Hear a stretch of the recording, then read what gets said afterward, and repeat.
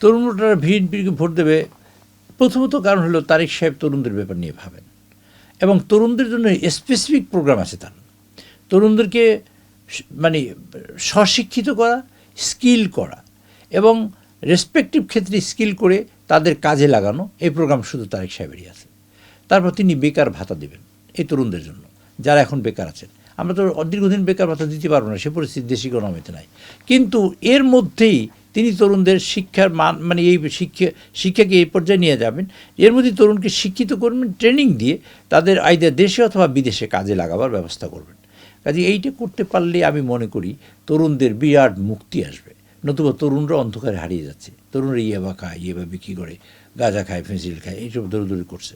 কাজে এইখান থেকে বের করে আনা প্লাস নিজের সচ্ছল হওয়া এবং স্বাবলম্বী হওয়া, সংসার দেখা, এই দায়িত্বটা যাতে পালন করতে পারেন তার জন্য যেভাবে যতটুকু স্কিল করা দরকার সেভাবে করে আমরা তরুণকে কাজে লাগাবো।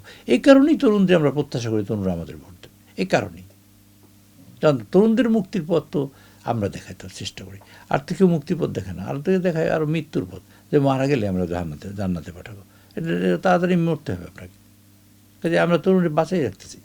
নির্বাচন নিয়ে সংশয় এটা হলো কিছু মানুষ তারা শুরু থেকে গত 2 বছর ধরে প্রথম দিন থেকেই চেষ্টা করেছে নির্বাচন যাতে পিছিয়ে যায়, নির্বাচন যাতে না হয়। নির্বাচন না হলে তাদের ফল করতে সুবিধা হয়। তারা অন্য হিডেন কোনো প্রোগ্রাম আছে কিনা আমি জানি না, তবে এই মুহূর্তে তাদের যে কার্যক্রম, তাদের যে অবস্থান, সেই অবস্থানটাকে আরও একটু শক্তিশালী, একটু সুদৃঢ় করা ইত্যাদি ইত্যাদি সব মিলিয়ে, বা তারা মনে করে একটা ক্যাশ কনফিউশন তৈরি হলে, একটা জল ঘোল হলে সেখানেও একটা সুযোগ সুবিধা হতে পারে। কী আছে প্রোগ্রাম যায় না। নির্বাচন পিছিয়ে থাকে এরকম প্রত্যাশা কিছু মানুষের সবসময় থাকবে, কিন্তু অধিকাংশ মানুষ চায় নির্বাচন সময় মতোই হোক। দেশের বৃহত্তর জনগোষ্ঠী চায় নির্বাচন সময় মতো হোক, আমরা চাই নির্বাচন সময় এবং নির্বাচন পিছাবার কোনো সম্ভাবনা আমি দেখি না। যারা ষড়যন্ত্র করে তারা হয়তো প্রত্যেক দিনই স্বপ্ন দেখে নতুন করে, এই ষড়যন্ত্র কোনো কাজে লাগবে না আমি মনে করি। গণতন্ত্র বিনির্মাণ খুবই জরুরি, গণতন্ত্রের প্রত্যাবর্তন খুবই জরুরি। বিদেশি বিনিয়োগ হচ্ছে না, দেশে বিদেশি বিনিয়োগ যদি না হয় তা আপনি এই তরুণদের কী করে অ্যাড্রেস করবেন? এই তরুণদের ধ্বংস করার বুদ্ধি দেখেন কত কৌশল। একটা কথা বলি, আমাদের এক নেতা বলেছেন যে আমরা মেয়েদের 5 ঘন্টা কাজ করাবো। আচ্ছা, মেয়েদের 5 ঘন্টা কাজ করাবেন, কাজ হইলে শিফট হলো 9 ঘন্টা, তা 4 ঘন্টা কাজ কী করবে? 2 কোটি মেয়েরা কাজ যদি 4 ঘন্টা কাজ হয়, 8 কোটি ঘন্টা কাজ হবে না?